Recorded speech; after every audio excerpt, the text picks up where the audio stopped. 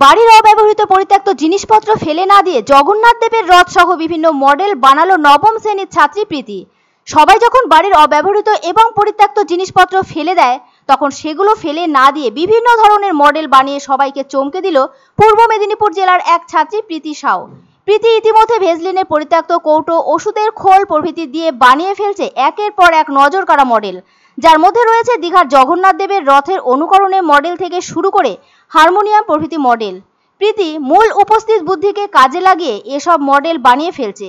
কাঁচি দিয়ে পরিত্যক্ত দ্রব্যকে কেটে সেগুলোকে সাজিয়ে তুলছে নবম শ্রেণীর এই ছাত্রী। পড়াশোনার পাশাপাশি অবসর সময়ে এই সব মডেল বানাচ্ছে ছোট্ট প্রীতি।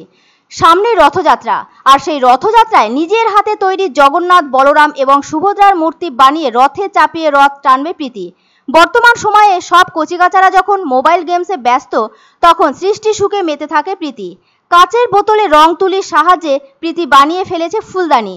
প্রীতির এই প্রতিভায় খুশি প্রতিবেশীরাও। তারা খুবই আনন্দিত, কারণ তাদের ঘরের কচিকাচারাও এবার প্রীতির তৈরি অভিনব রথ টানবে বলে।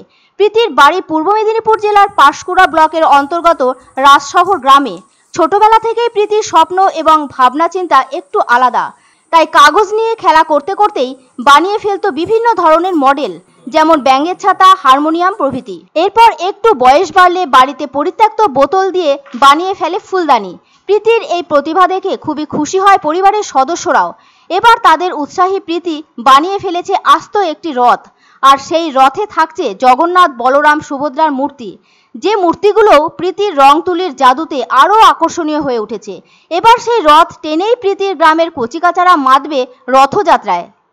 হাতে মাত্র আর একদিন বাকি, চারিদিকে উৎসবের আবহ। এবছর প্রীতি সাউয়ের তৈরি রথ গ্রামের মধ্যে যথেষ্টই আলোড়ন ফেলে দিয়েছে। রথ নিয়ে বঙ্গবাসীর আগ্রহ হয়তো এবার বেশিই রয়েছে। মুখ্যমন্ত্রী মমতা ব্যানার্জি ইতিমধ্যে পৌঁছে গেছেন দীঘাতে। তিনি প্রথমবারের জন্য দীঘা জগন্নাথ মন্দিরে রথযাত্রার সূচনা করবেন। ইতিমধ্যে দীঘা জগন্নাথ দেব মন্দিরের প্রসাদ প্রশাসনের মাধ্যমে বঙ্গবাসীর ঘরে পৌঁছে যাচ্ছে। কিছু বিতর্ক থাকলেও ভক্তি ভরে সাধারণ মানুষ সেই প্রসাদ গ্রহণ করছে। অন্যদিকে মেদিনীপুরেও বিরোধী দলনেতা শুভেন্দু অধিকারীর উদ্যোগে ঘরে ঘরে পুরীর জগন্নাথ ধামের প্রসাদ 27 জুন থেকে 4 জুলাই পর্যন্ত বিতরণের ব্যবস্থা করা হয়েছে। উল্লেখ্য, 15 দিনের অনশর কাটিয়ে জগন্নাথ দেবের রথযাত্রার প্রস্তুতি চলছে পুরোদমে। জানা যাচ্ছে, দীঘাতে আজ জগন্নাথ দেবকে 56 ভোগ নিবেদন করা হয়।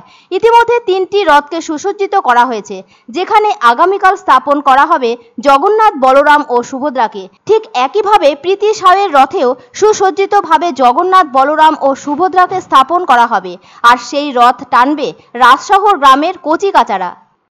ওটা ভ্যাসলিনের ডিব্বা দিয়ে, কাগজ দিয়ে আর আঠা দিয়ে, ওগুলো রং, তারপরে আমি বিভিন্ন আরো জিনিস বানাই কাচের, সেগুলো কাচের বোতল বা ফেলে দেওয়া খারাপ ল্যাম্প, ওগুলো আর মাটি। আমাদের ঘরে দেখলাম সব ঠাকুরগুলোই আছে, কিন্তু জগন্নাথ, সুভদ্রা, বলরামের তো কোনো ছিল না ছবি। তাই মনে হলো কেন দোকান দিয়ে কিনতে যাব, আমার তো হাত দিয়েই তো করতে পারি। দিয়ে মন হলো যে করলাম।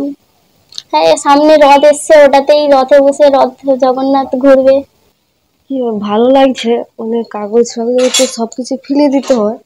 তারপরে আমাকে বলে না, তুমি কিছু ফেলাবে না, এই মাঝখানে খাবো বা যে কোনো হচ্ছে খাপ, ভ্যাসলিনের ডাব্বা সবকিছু আমাকে বলে দিত, তুমি মা রেখে দিবে, আমি হাতের কাজ করবো। আমি বলতাম বানাতে, কিছু পারবো না। ও নিজে থেকে বলতাম না আমি বানাবো, ফেলে দিতাম। ও নিজে থেকেই বলতো না আমি আপনাকে হাতের কাজ করবো, নিজে থেকেই বলছিল।